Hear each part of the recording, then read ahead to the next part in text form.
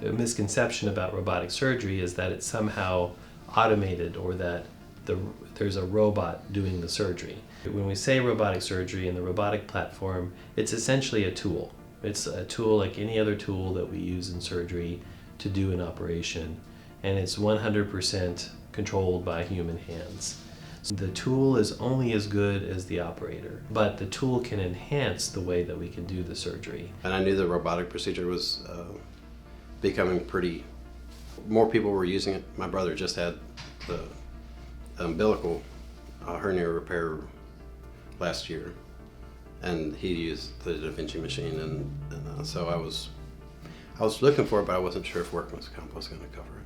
The difficult thing with Michael was that he actually this was a recurrent hernia for him. So he had already actually had a repair of both his left and right groins in the past, several years earlier. So he had had those repaired, and then this was a recurrence of it on the left side. So anytime that you're doing a recurrent inguinal hernia repair or recurrent repair period for any hernia, it's much more challenging.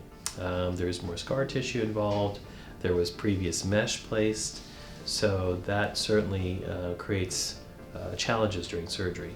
And so I recommended to him that we do a robotic repair of his left inguinal hernia. Started work again about a month ago. So it's been 3 months since the surgery, and it took approximately 6 weeks until I was released by the doctor to go back to full work.